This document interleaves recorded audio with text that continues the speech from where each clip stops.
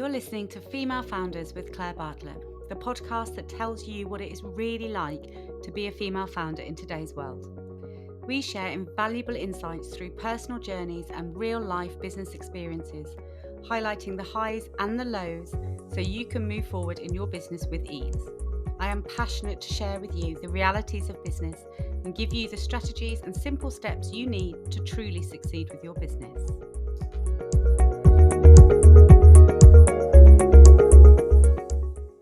Today's episode is brought to you by Xero Accounting Software, a champion of female entrepreneurs and a proud sponsor of the Female Founders podcast. Managing your business finances can feel overwhelming, but Xero simplifies it all and gives you the power to keep your books in order and your mind on growth. Xero have offered an amazing 50% discount off your first 3 months with them to all our listeners. So if you'd like to take advantage of this amazing deal, then follow the link in the show notes today. But for now, let's jump into this week's episode. Hello and welcome to Female Founders. Today I am thrilled to welcome Lucy Cohen, who is an absolute trailblazer in the accounting industry and the co-founder of Mazuma. Lucy launched Mazuma in 2006 at just 23 and created a revolutionary subscription-based model that transformed the accounting industry forever. Lucy, welcome to the show. Hello, thanks for having me on. Thank you so much for joining me. I'm really excited to share your story because the nuggets that I've learned through the time of knowing you have been quite interesting. So That's I'm one word for them. excited. That's one word. So let's start off with, is there a pivotal moment or person that you can look back and think that's the point that put you on the path to where you are? I don't know if it's like putting me on the path, but my first job in accounting, I worked for Jury's Hotel Group in Cardiff in a little Mhm. pokey office at the back of the hotel, and I think I didn't realise at the time, but the hotel had two very strong female leaders. There's a woman called Margaret who's a general manager, and the financial controller was a woman called Sarah. So, and we're talking back in the early 2000s here, two very strong women, and I Mm, learned so much from them just in terms of being unapologetically, unashamedly asking. In a different place, you would be described as difficult, being a difficult woman, but yeah. just asking for exactly what you want and then not accepting anything less. And I saw them do it when I was about 20, and I remember thinking, wow, okay, it's like somebody giving you permission to be like that. And it Yeah. was my first step, I think, into being the kind of ruthless business person you see in front of you now. But no, just not taking any crap, just Yeah. just learning how to do that so young. And I think that was probably really pivotal because I'd never seen women do that before, really, not in that way. Isn't it funny though, because that's how men are generally in business. Yeah, And like you say, if a woman acts like that in business, we tend to be, oh yeah, they're very difficult to deal with, yeah, or they're, egotistical, or, it's always faced with negativity. But yeah. that's actually how a man is seen. They need to be in business. So, and I think, at that age, when we're sort of in our early 20s, we are quite impressionable, and Mm, seeing that, it's actually quite similar to me. So my first job in accounting was a temp role. It was never something that I thought I would go into. But I had a really strong female boss, and she really pushed me. She could see that I had potential in the industry, and she was constantly advising me what to do, talking about what qualifications I could get. And I wasn't even there that long. It was a temp role, but thanks to her, I've had my other business for 10 years. So it's funny how important these people are. And now you're, Lucy, that person, I imagine, for many of your staff. I hope so. Mm. I think, yeah, I've definitely had that feedback from staff and them saying to me things like, especially kind of my younger women, saying, "Oh, I just see you do that." I think, well, I could do that too. One of them said, um, pretend to be strong until you are. I was like, yeah, that's what you Yeah. have to do. You just have to pretend you're strong. Be a strong woman when you need to be, even if you're not really. That's how you have to act. Yeah. So hopefully they see that. And I think um, I've never been really unapologetically, I'm going to use the word demanding. Like, I do demand a lot of people. When people come to work for me, we have a discussion of, look, one of the hardest things here is working for me, in that I'm not horrible, but you probably, unless you've had very strong female leadership around you before, you may well not have had somebody who will interact with you the way that I do. I'm very direct. Mm. I don't do all the kind of fluffy, nice stuff around things. I'm never horrible. I'm nice about it, but I'm just not going to spend 15 minutes, having a little fluffy chat when we've got stuff to do. We're trying to grow a Yeah, company. So the default rule is, if I'm annoyed with you, I will tell you and know that. So if I yeah. haven't told you I'm annoyed with you, I'm not. You're doing a Don't good come and be job. like, oh, I thought you were annoyed with me. No, I haven't got time for that. Unless I've told, now I'm annoyed with you. Yeah, Um, unless I've told you I'm annoyed with you, and I will tell you. And I think it's then, for me, that makes life easy. If yeah. everyone It's just knows clear then. where you stand, yeah, it's really easy. It's just really, really clear. And I really don't mind working like that. I tell people straight up that this is what you're going to expect from me, and it's not a surprise then, when it happens. Yeah. Have you ever found, because how many staff have you got now within Mazuma? Oh, we're just under 60 at the moment. Okay. So I presume your workplace is quite mixed. Have you ever found any male employees struggle with having such powerful female CEOs? Less recently. Hmm. Maybe it's because I'm a bit older, which shouldn't be a thing, but it is. Yeah. Certainly in the past, I mean, quite clearly they no longer work for me. Yeah. I've definitely had men who have struggled to have a female boss, 100%. I'm happy to say it absolutely does not apply to anybody who works for me. They might not like me, but for legitimate reasons, not because I'm a woman. They just don't like me, and that's fine. They may not like me. In the past, I most definitely have had um, male employees who had a problem with having a female boss, and they've obviously not lasted very long. Yeah. And talking about, you mentioned an age thing and that you feel like potentially because you're a bit older, do you find that there's a generational difference as well with how a man deals with answering to a woman in the workplace? Good question. I think there's definitely potential for it. Hmm. It doesn't happen at Mazuma because we don't employ people who don't vibe with that. So Yeah. it's not so much a thing now. But when I've been on in the investment circuit, I've had to pitch. I've been in all kinds of different rooms. Um, I wouldn't say it's generational in terms of age. I don't want to Hmm. say it's somebody's age that makes them that way, because it's not at all. I've definitely worked with people of all ages who've been absolutely brilliantly, like, professional, respectful, celebratory. It's not an age thing. It is a mindset thing, though. I think that there are people who've come from, Yeah. maybe they've grown up a certain way in certain businesses or certain industries that have a much more kind of archaic view of gender roles in business. And it's people from those backgrounds, I tend to find, there's a difference, and it doesn't really matter how old they are. It's all to do with kind of what they've grown up with. In the same way that when you grow up and you're a kid, you're very influenced by your parents and your friendship group. I think it's the same thing. It's not flat out an age thing. Um, Yeah.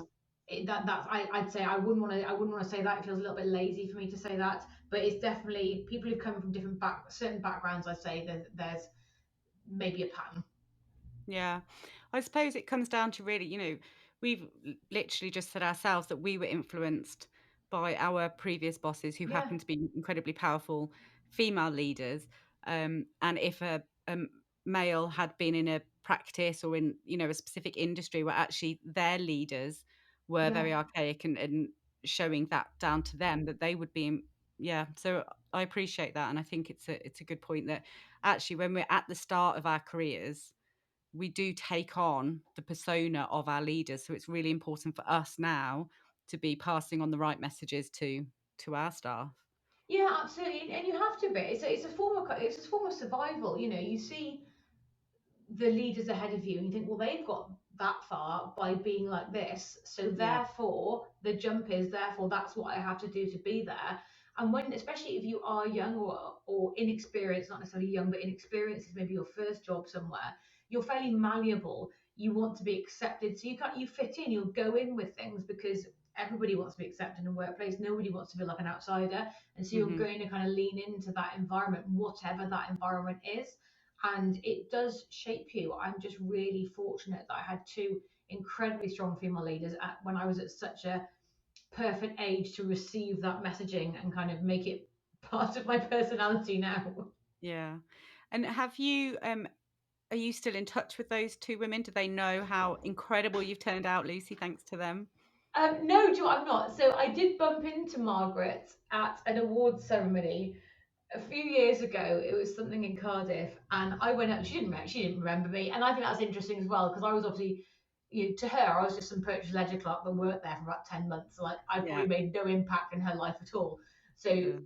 fairly anonymous to her, but obviously she made a really big impact in mine. And I went up to her. I said, "Hi, Margaret. It's Lucy. I worked for you like a million years ago. Uh, this is my company." And she was like, "Oh, are you up for an award?" And I said, "Yes." And she opened her little award booklet. She's like, "Oh, we've been looking around our table trying to guess who's going to win." I said, "Do you think we're going to win?" She went, "No." And we didn't. Oh, you didn't. But I was like, brilliant, like, great. I was like, that was just the, I was like, okay, well, great to see you again. That was just like Yeah. the perfect exchange. I was like, yep, that's exactly how I remember you.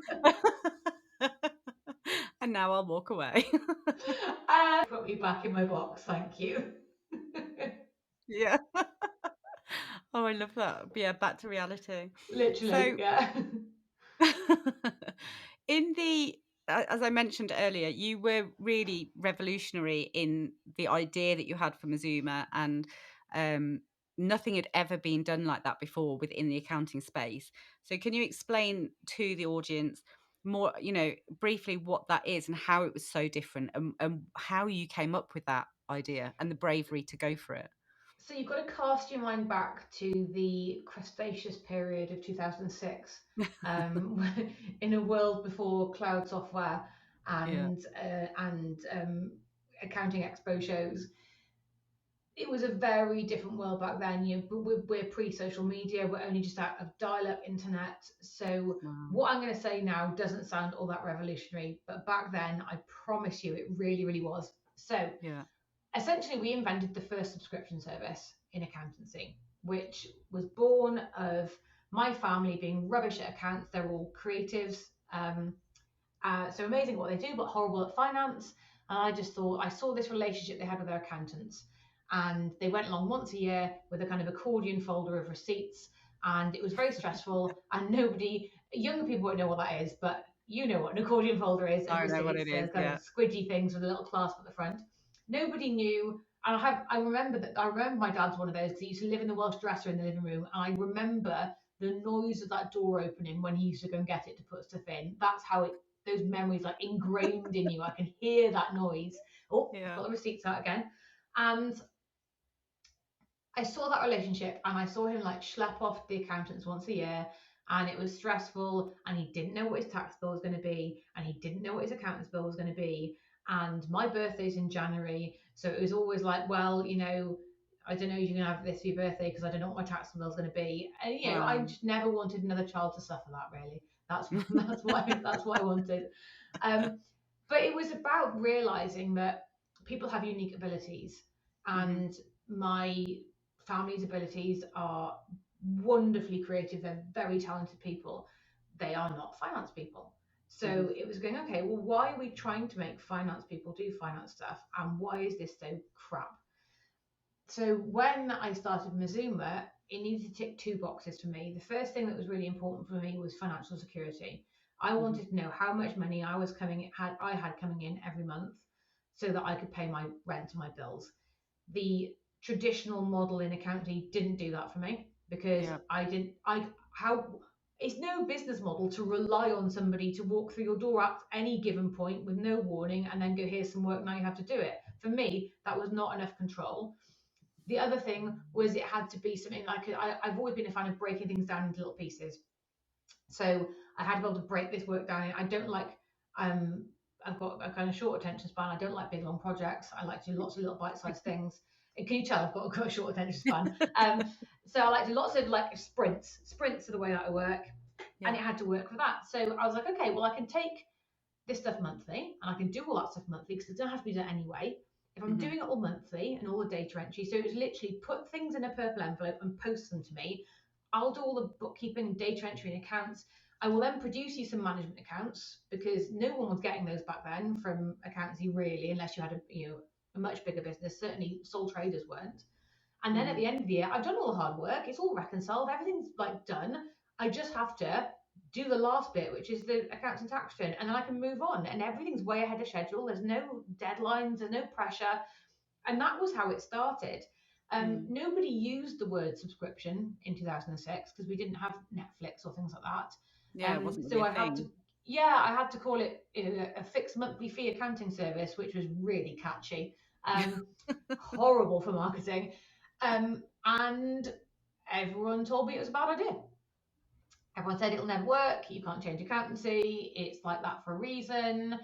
And then I used to, well, I always got asked why purple envelopes. And honestly, they were the cheapest ones I could buy in Staples. They were on sale. That's why. Really? Yeah, that's it. They were cheap.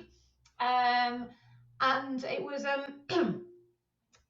it was also having to constantly overcome this thing of people would say, "Well, if this is such a great idea, why hasn't anybody else done it?" Yeah. Imagine being a business that's invented something, not me, but like I know the iPhone, and someone going, "Well, if it's such a great idea, why hasn't anyone else done it?" And having to stand there and go, because as a 23-year-old, I had to stand there in front of people and go because the rest of the entire accounting industry is wrong.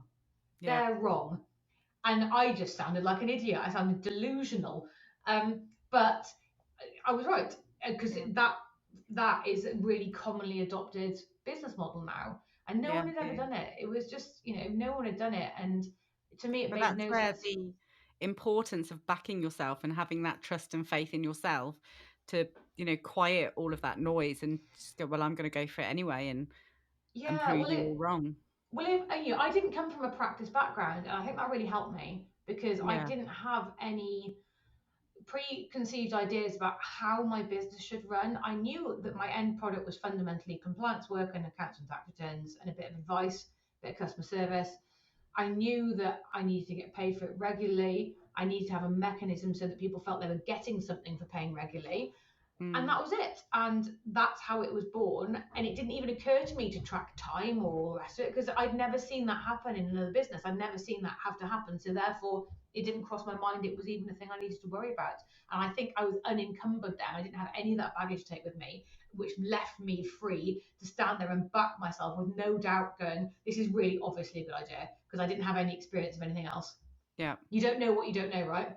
Yeah, exactly. And I think if you had been in the practice, space and you'd worked in practices and that was your experience, you potentially then would have been one of the people saying, "Oh no, it never works. No one does it like that," But Yeah. because you had that freedom of mind to imagine your way of doing accounting, Mm-hmm. and like you say, now actually, it's a very common way to do things. And I think so I set up my business in 2015, and even then it was a very old school industry still. Yeah. There was still some people, which blew my mind, were still using actual ledgers, like Yep. writing out ledgers, which I didn't know even existed on the planet anymore. So what I felt like I was doing back then, I adopted all the technology very early, and that felt quite revolutionary at that point. But you're over 10 years before that.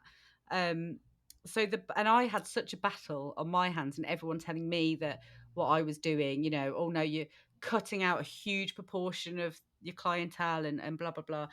Um, so what I can only imagine the backlash that you must have got back then, and trying to change an industry that hadn't been changed for a million years, but actually isn't that the point that you Yeah. know? Yeah, and that's what being disruptive is. And and the rest of the industry in the early days were not very nice to us. No, They I can accused us of imagine. of cheapening accountancy, of yeah, of all kinds of stuff. And that's again, that's really hard to deal with. But I'd had some really strong female leadership early on, and I just had this sense that I didn't care. I didn't care what anybody else thought. I tend to not be particularly weighed down by other people's opinions of me. I sort of think that's none of Mhm. my business. Um, think what think what you like. I'm very happy with the way we do things. I'm very happy with the ideas I come up with, and I genuinely believe there was a market for it, and there was. And we started small. It was me and Sophie in a spare bedroom, and we used to have to share a laptop because we didn't have any money. And it was yeah, and we just trudged along bit by bit, chipped Wow. away at making a dent in it, and here we are now. And where you are now is pretty remarkable, really, the size. And you've just won a huge investment, haven't you, Mm, for the next chapter of Mazuma? yeah, So that must feel yeah, quite amazing. it does, yes, but you never really stop and think about it, do you? So Yeah, it's yeah, you're you on just to the next thing.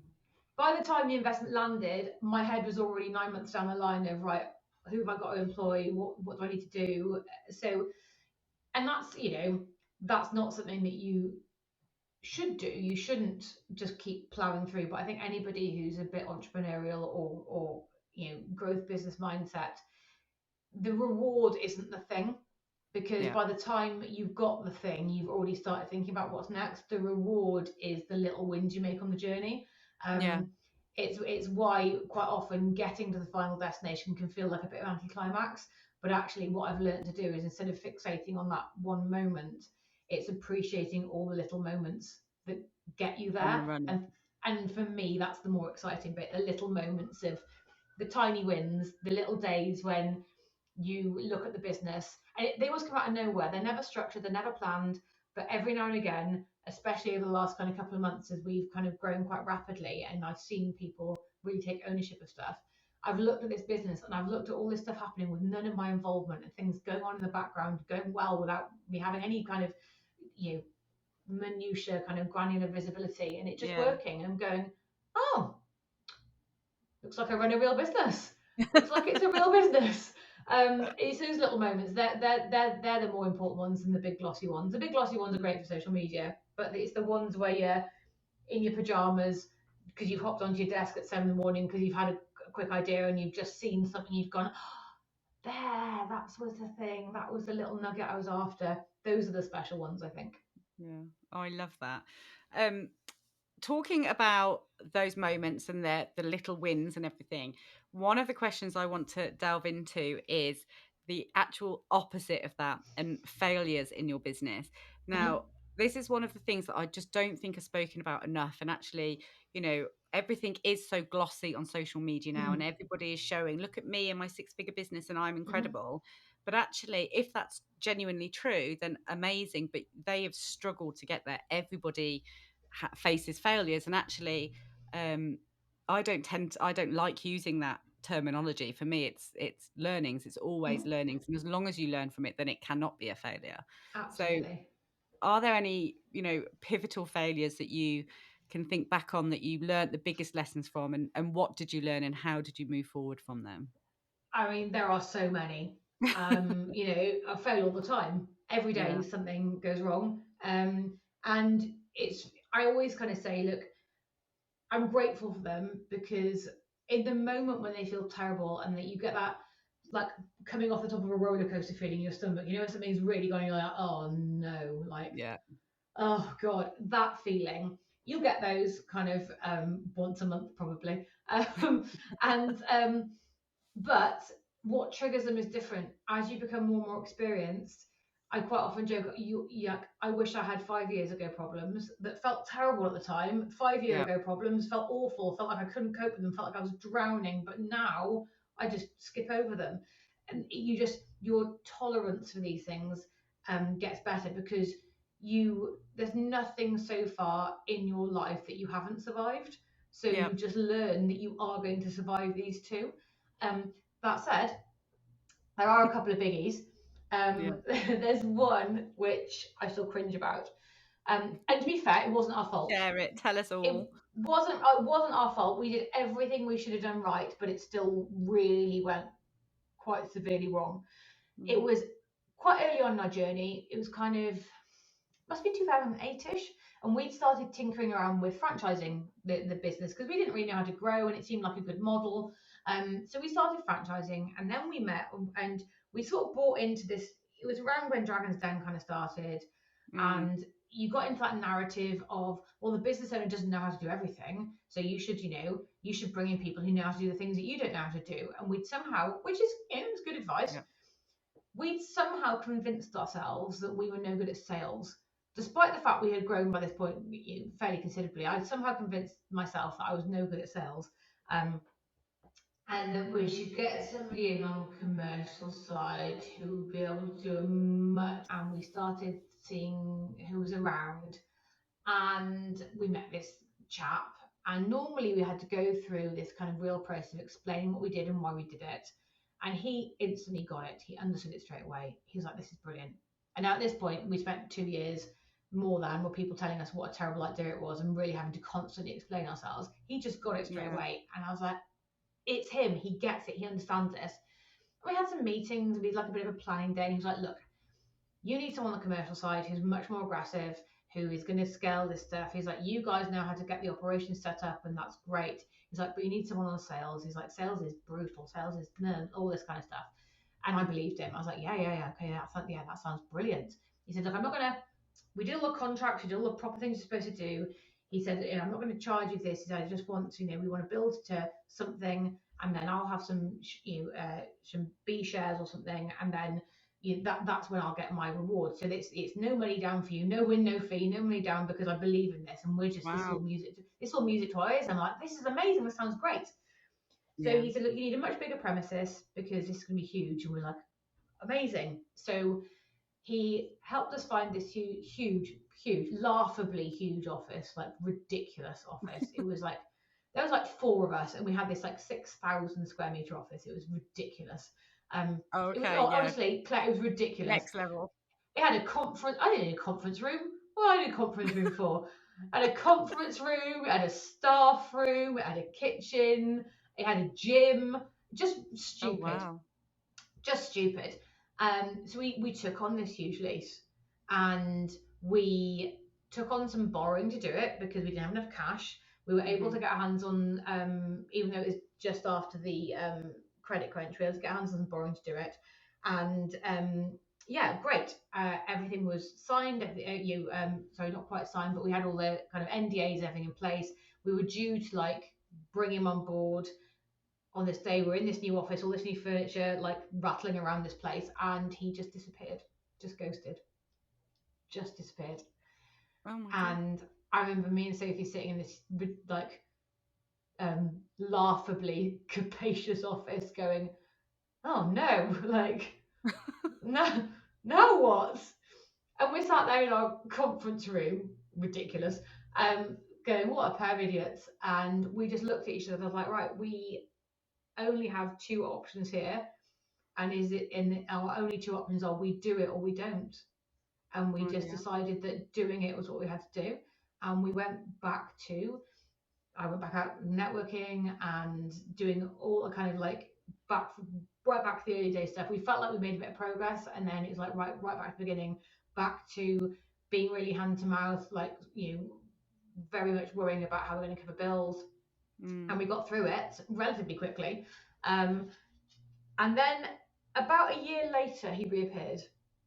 Oh really? Yeah, reappeared and tried to send me an invoice for all of the work he'd done, quite a large invoice. So I reacted to Wow. that really well, obviously. Yeah. I couldn't Knowing you, afford Lucy, I think that probably went down quite well, I imagine. couldn't couldn't afford a lawyer, obviously, because Mm. so I dug out some legal stuff I had and wrote a letter back, quoting quite a lot of legal things why he couldn't do it, and then he disappeared again. And then about a year after that, he sent me a message, just a text message, just saying, "I'm really sorry. um I'd basically like just had a meltdown and couldn't cope with anything."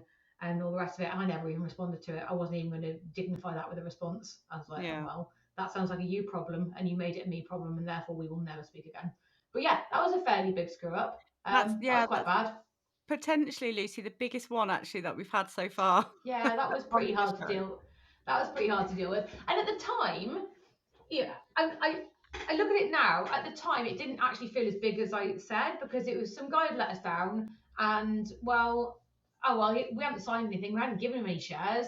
It was just like, well, okay, we're just gonna have to Mm, go back to being scrappy and doing what we did. So at the time, it didn't feel like such a huge thing. But looking back at it, I'm like, actually, that could have been a real moment where it all could have gone wrong. That could have been yeah, a moment where we were like, oh no, like this is it, it's over. Like, what have we done? We've made a really big error here. But I think we both of us had so much gumption, and we'd already learned to fight. We'd spent the previous couple of years just fighting. We were just yeah. like, do you know what? It's just another fight. It's just another fight. That's what we're going to do. We're just going to fight again, and that's what we did. I love that. So were you stuck with the lease of the premises, or Mm. could you? Yeah, so you had to make that work, and I presume Yeah, that was quite an overhead to suddenly be faced with. it it was, yeah. As it was though, we filled it, and we were then there for 6 years. See, Um, I love that. yeah, so we filled it, we used it, and we used all the space in there. We did need a conference room in the end, and we did need a staff room and a kitchen, and people did use the gym. Yeah, we were able to fill that. Um, nothing like a burning platform to motivate you, right? This is the thing. So it lit the fire, didn't it, and gave you the Yeah. motivation Mm-hmm. that you were going to get there anyway, and he Mm-hmm. just forced you to get there at a much earlier place. Yeah. It just forced you to, like you say, get scrappy and get out there and make it happen. Yeah, and spite. I'm very driven by spite. So if someone tells me that I can't do something, I will be like, right, we'll see, and then off I Yeah, go. I I'm love it. successful mainly just out of spite, just to show other people. Um, and obviously it's co-founded, so there was the Yeah, two of you in that room that yeah. day. And how did you had everything to that point been a dual decision? Was there any? Did either one of you feel any guilt or blame around it? How did you deal with it as a partnership at being at that point? No, do you know what? We've always been very good at shared decision responsibility, if that makes Yeah, sense.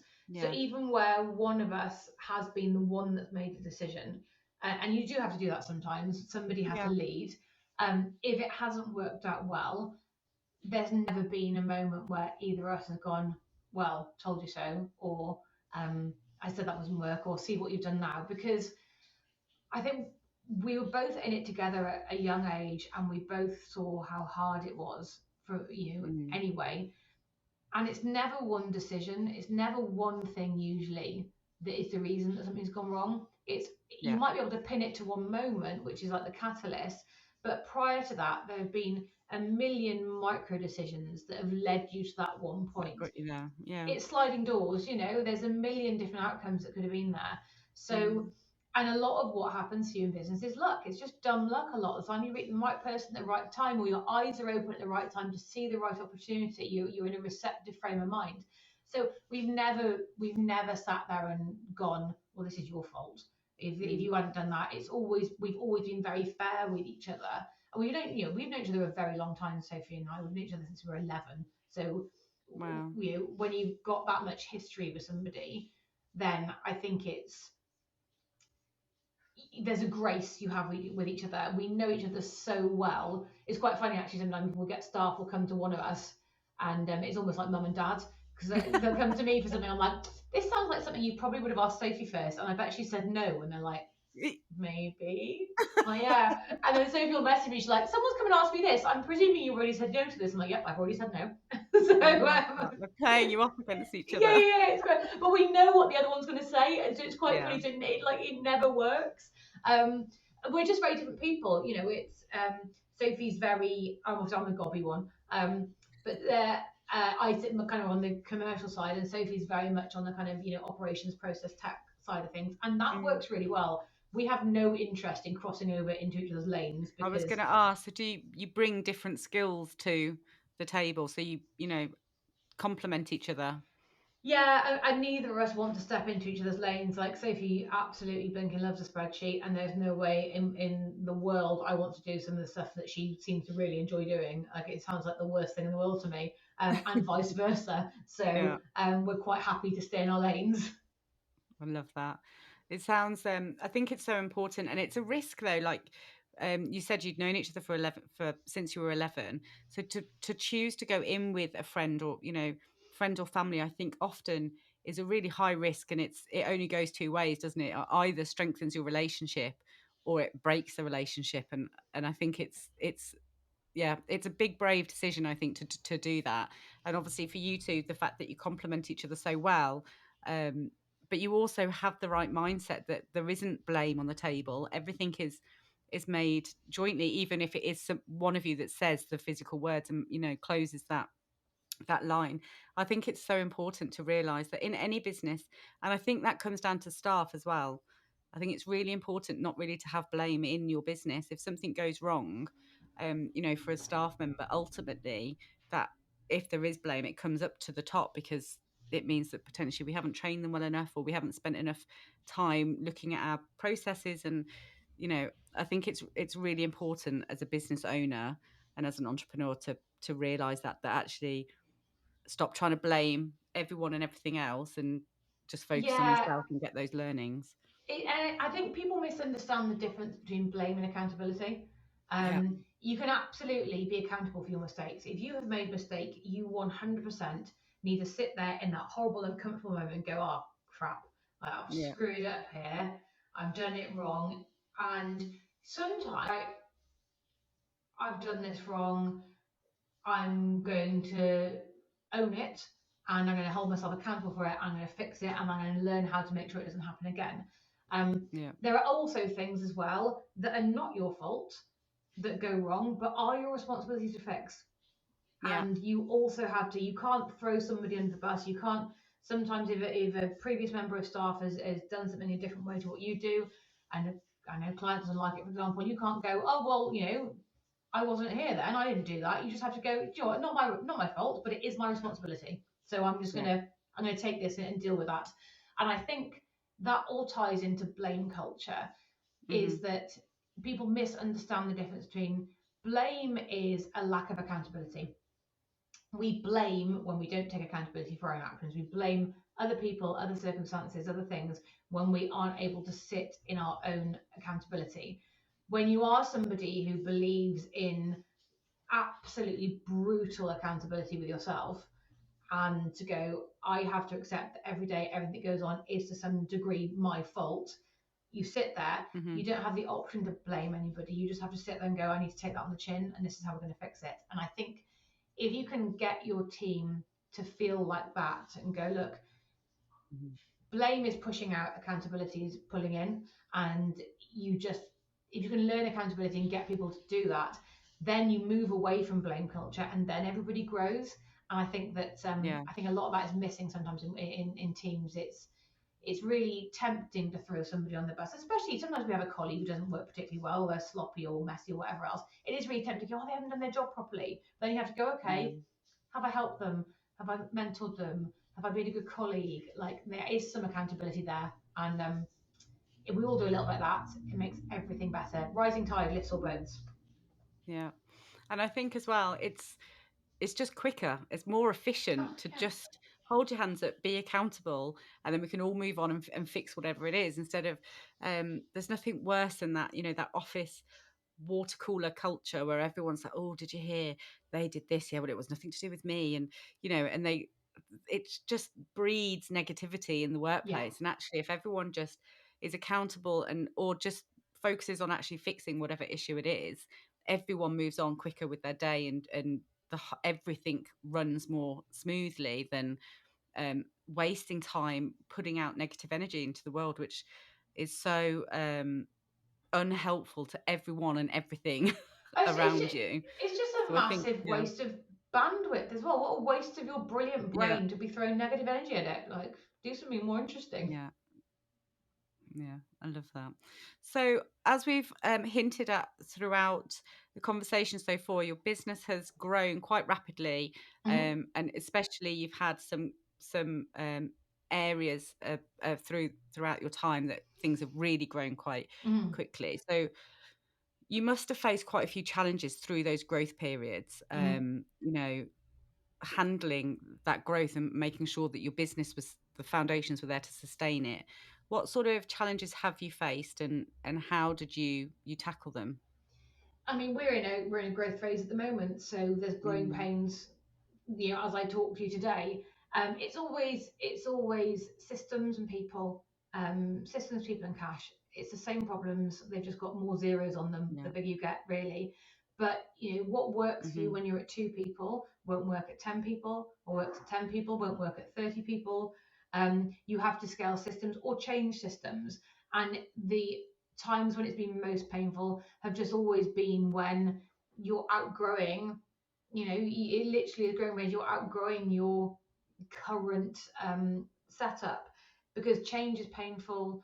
The effort to go through change, where humans are bred to be quite lazy cognitively. We do things Yeah. a certain way over and over again because our brains like to not really think about it. You drive somewhere on autopilot, that's just your brain being lazy, hasn't bothered to think about it. You're perfectly safe, your brain's just gone, I can switch off now, I don't have to, I can do it.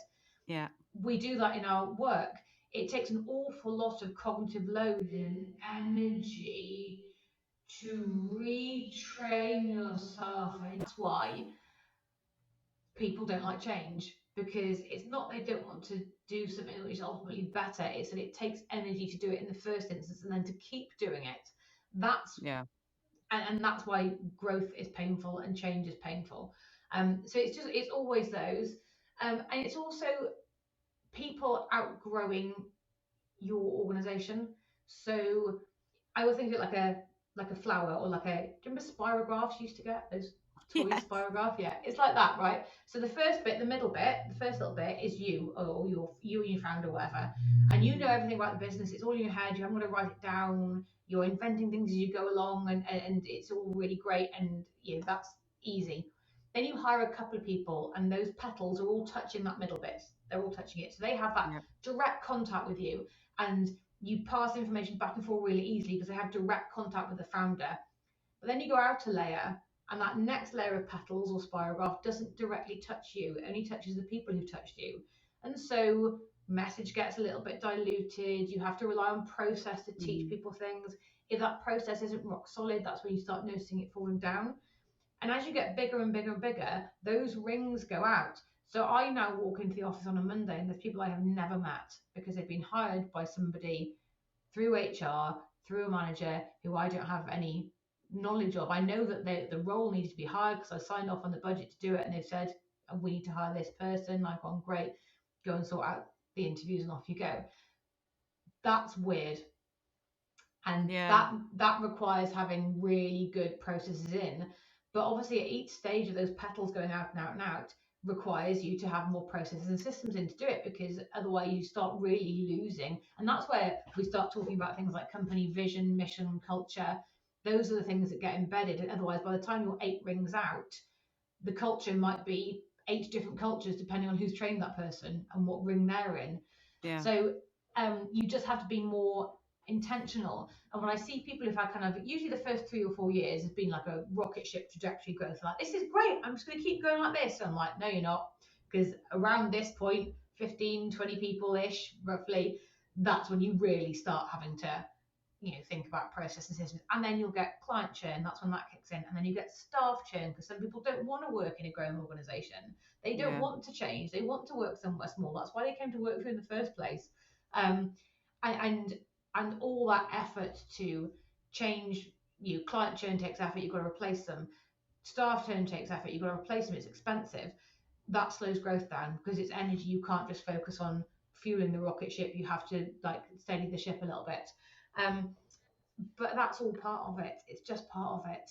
Yeah. And like I said, the problems you have at year 1 and year 15 are probably much the same, but they've probably just got more zeros on the end of them. Yeah, and I think, like you mentioned earlier, it's very much how you deal with them. So Mm. I remember in the early days of my business, like the first client I ever lost, they grew too big and they moved on. They needed services that we no longer provided. And I literally phoned my husband in tears, like, oh Yeah. my God, I've lost this client. It wasn't a particular big client, it wasn't going Yeah. to destroy my business, but I just felt like I'd failed Yeah. Yeah. in that moment. And then, the next week I got a new inquiry that was actually double the income of this Yeah. last one. And then it happened again, and I didn't quite cry, but I was still, I took it, it was very personal to me in the beginning, I think is the difference. And then, as time's gone on, now I can lose 3 clients in a week sometimes, and I Yeah. don't even blink an eye, because that's It's business, part that's of how it. it goes. And you just Yeah. become, I don't even think it's becoming immune to it. I think it's just realizing that actually, like you said earlier, there's light at the end of the tunnel. It's not going to rock your boat. It's just something that is happening this week, and next week you'll move on from it. And I think it's all about learning those lessons and just realizing that these things happen to everybody, no matter what size your business is. And with the growth challenges, there's actually, I think, there's actual figures, and I don't know off the top of my head what they are, but um, there's certain size of teams that as you grow to certain sizes, that's always like a pain point for every type Yeah. of business. And I found that really interesting. Um, and I was really struggling at one point, and I was like, and I found this graph, and I was like, I'm at that exact point, Yeah. and those are the exact issues that I'm facing, and it's just hard to break through those ceilings at each sort of step. But you've just got to keep pushing forward, haven't you? Yeah, and it takes longer. The type of people who love working for a company of 15 people are probably not the same people who love working for a company of 100 people.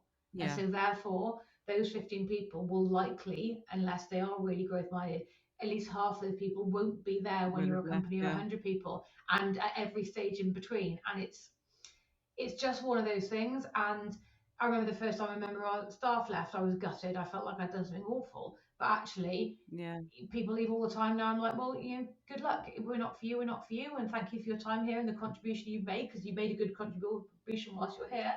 And on to the next, because it makes Mhm. someone new. Yeah, it's growing pains are always hard, but they're universal. There's not a company in the world Yeah. that hasn't experienced it, and it feels really personal and like the world is ganging up on you sometimes. But it's just how it is. Yeah. Yeah.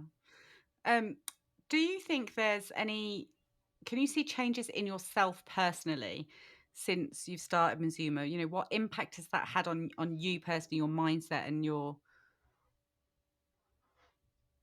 Yeah. I mean, I'm a different person every year, basically. When I look at it keeps things very exciting for everybody. But no, I think our brains aren't fully formed until we're 24 anyway. So I've Mhm. started or something. There'll be a scientist there who can verify that or not to say that's rubbish. But I started a company before my brain was really fully formed. I was a baby. I was just a very cocky, overly confident 23-year-old. Um, with enough kind of chutzpah to make it work. Mhm. And at every stage, as I've got older, at every stage of the business, I've learned different things about myself. I've learned how to handle my mental health in the business. I've learned triggers. I've learned boundaries. I've learned I'm I'm definitely a much harder person in a lot of ways than I was when I started this. I'm hardened to a lot of things, but Yeah. I'm a much more grateful person. There are the small lessons. Like I said, it's not the final destination that I'm excited about. It's all the little lessons I have um that make up me, and that's exciting. And when you kind of play back your year in your head, or you're remembering things, it's never usually the big things you remember. It's always the funny little conversations, or the moment when something clicks, or you realize something. Like, they're the moments in your life that you tend to remember. The first time you did a target that would be completely meaningless to anybody outside your business. The first time you did that, you're like, oh yeah, great. Those are the little things that no one cares Yeah. about. I've learned to really cherish those, because they're Mm. the really special things. And we both sat here with like some awards behind us, which is I obviously know. really lovely, but they're not they're great moments, but they're not Mhm. the moments. The moments are things that if you told anybody else about, you'd be like, well, I don't get it. Like, that's weird. That's small. Yeah. Like, I don't understand it. They're the moments you'd never put on social media because they're just not interesting to anyone else. So yeah, I'm definitely a different person, and I think that what's really interesting is that at each stage that the business was about to go through kind of, and I say I felt like a startup kind of 5 or 6 times over the course of Mazuma, because at each stage you feel like you're starting again in some way. You're having to learn a whole new skill set. So it's that Yeah. kind of startup feeling again, that kind of nervous energy you get in your belly. Um, at each stage we've gone through that kind of metamorphosis. At the beginning of it, I'd have told you I was ready for it. But actually, it's only after it's happened you go, no, now I'm ready for it. And I think it's that gap. It's that gap that it's that struggle that makes you ready for the thing. And Yeah. it's just trusting the process a lot, I think. But yeah, I'd say I'm a different. I grow every year. I'm a different person every year. But I'm glad I am. Like I don't. You shouldn't be the same when you're 41. You shouldn't be the same person you are when you're 23, because she was an idiot. Like, I'm glad I'm not her. Very grateful for her. Like, thank you to younger Lucy, but I'm not doing that again. No. Well, I think if you were the same person now, you hadn't learned anything Yeah, in all of those years, what have you been doing? yeah. I truly believe in continual education, not just from a business perspective, but personal growth as well. I'm always, questioning, well, who am I, and what new things can I develop in myself? And I think I am a completely different person today to who I was back in 2015 when I Mhm. first went into business. Like, unrecognizable. And it's Yeah. because of facing these challenges. Your self-worth and your self-growth, and belief grows so rapidly because you are constantly challenged in business, but every time that you push through it and you succeed and you step out of that comfort zone, you know you just get that tiny bit more belief in yourself, and more, you stand a bit taller, I think. And Mhm. the more you do that, and ultimately we all have to do it. We all face these challenges, and failures or learnings in business, and you just have to keep pushing through it. But saying that, there are some days that just beat us. No matter how much work we've done on ourselves internally, there are some days that you just want to go home and get under the duvet and not get up again until the next day. Have you ever had those moments, Lucy? Have you ever just wanted to walk away and quit? Um, no, I've never. I've Yes, I've had the moments. I'd say no, I've never just wanted to, like. It's never been a serious thought. Yeah. So it's never been a right. I actually can't do this anymore. I've said that kind of like, oh, God, why am I doing this? Like, my life would be so much easier if.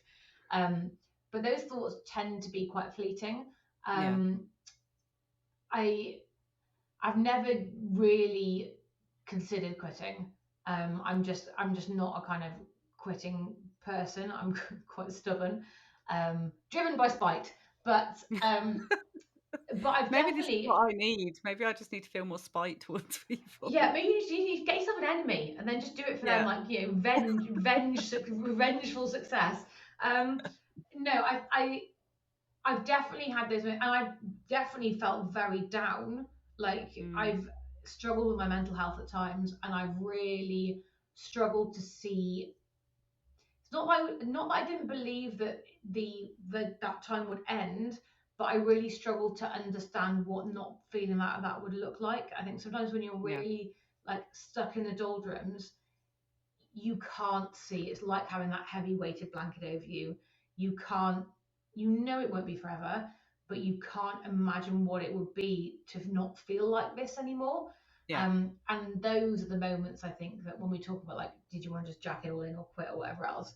Um, I think that that's probably the moments when people will go, yeah, I'm just going to quit. But because I've been through that in the past, I do know that you can ride it out, and that this too shall pass, and that at some point you'll wake up and not feel like this anymore. And it doesn't happen necessarily overnight. It's just bit by bit by bit until you come out the other side of it, and you're like, again, it's not that big woohoo, everything's better now. It's just one Friday you realize that, oh, okay, yeah, no, it was all Yeah. right this week. It's fine. I'm not dreading the weekend and having to work with it. I'm like, okay, yeah, no, great. This is okay. We're all right. We're fine. It's just Back out the other slow. side of it now. Yeah. all of it is really, really slow. I think we're guilty of thinking that there's going to be a parade or everything's going to feel like a big moment, and actually none of it is big moments. It's Hmm. all little moments, and Yeah. it's just you're a sum of those little moments at every point. Yeah. I love that. I think some of the days that when I've been having those really tough days and I sort of, throw my pencil down, I'm like, just walk away. I'm And done. yeah. And I say things like, oh, I've had enough. I can't do it anymore. But I think I mean like that day, like Yeah, I can't look at this anymore yeah, today. So yeah.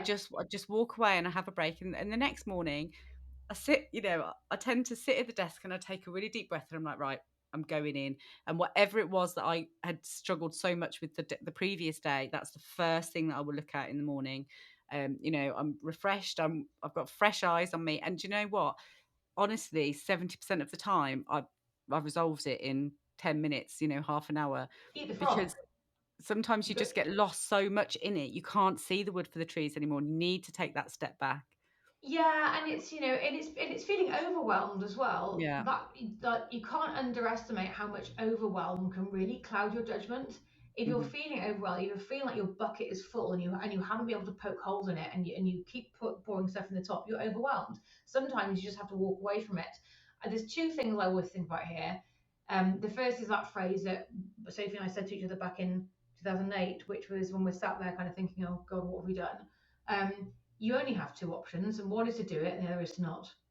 Yeah. So, and the other thing that is true is that time is going to pass anyway, whether you do it or not. So, you may as well Yeah. do it, Love and that. then before you know it, you're out the other side of it. So, yeah, time will pass. Do the thing, and your two options at most times are do the thing or don't do the thing. Yeah. Like that's it, and you decide which of those versions you want to be. You have, like, I suppose, looking at it, quite a simplistic and black and white approach to most things in your life and in business. Like, you either do it or you don't. We either Mm-hmm. make it or we don't. You like me or you don't. There's, Mm-hmm. everything is very black and white, and I think it gives such clarity. Like, it's so inspirational that, yeah, if you don't like me, that's a you problem. It's not affecting me. All of these just clear lines with yourself and with the external world, I think are really inspirational and definitely sound like a very healthy way to protect your mindset and protect yourself from the unnecessary noise that can surround you so easily in business. Do you know what, that's the word for it is noise. Yeah. Is in accountancy, we are the masters of over engineering things and Yeah. overthinking things. And I saw a set of accounts come in from another firm recently, which was obviously great set of accounts, nothing wrong with them. They're technically perfect, absolutely brilliant. But I looked at these and I'm like, this is monumentally over engineered. No wonder you had to charge so much money for this, because it was like a plumber who turned over less than £30,000, and they were like working paper on this, that, and I'm like, you didn't need to do all of this. Like this Yeah. is you've over engineered it, and the market we work in, we really work to not over engineer things. But I think that tends to be my mindset anyway. I'm also somebody who does suffer with anxiety, so I do have a tendency to catastrophize things because I Right. know that about myself, and I know it's not real. So just because your brain thinks something doesn't mean it's true, even Yeah. though your body responds like it's true, like you're scared or whatever else, but actually your brain's just made up nonsense in your head and you've Mhm. responded to it. So because I know that, and I know that as a truth, even though it doesn't feel like a truth, I know it's a truth. I'm quite able to kind of look at things and go, right, well, I can sit around and overthink this for hours, or I can fundamentally, this does just fall down to, am I going to do it or am I not going to do it? Because those are usually, am I going to jump or am I not going to jump? There's usually not many other options in there. Yeah. Um, and then you make the decision of which one you're going to do, and you follow that, and that's it. And I think that likewise, I could spend a lot of time worrying about, and don't get me wrong, I do wake up at 3 in the morning thinking about things I said 15 years ago and going, oh God, what like but I don't give it that much oxygen in real life. I don't let myself think about it on the day to day. It doesn't consume me. It's a fleeting thought, and I go, well, nothing I can do about that now, and Yeah. you just have to let it go. It doesn't mean I don't think about that stuff. It just means that I choose not to linger on it because Yeah. it doesn't serve me. It doesn't serve my goals or ambitions to sit around concerning myself if somebody likes me or not, because ultimately I can't control that. Hmm. If they don't like me, I could try really hard to make them like me, and then I wouldn't be being me, and I'd be really unhappy. If they don't like me, then there are like 7 billion other people in the world. So I can maybe statistically let one of them go. Yeah. Yeah.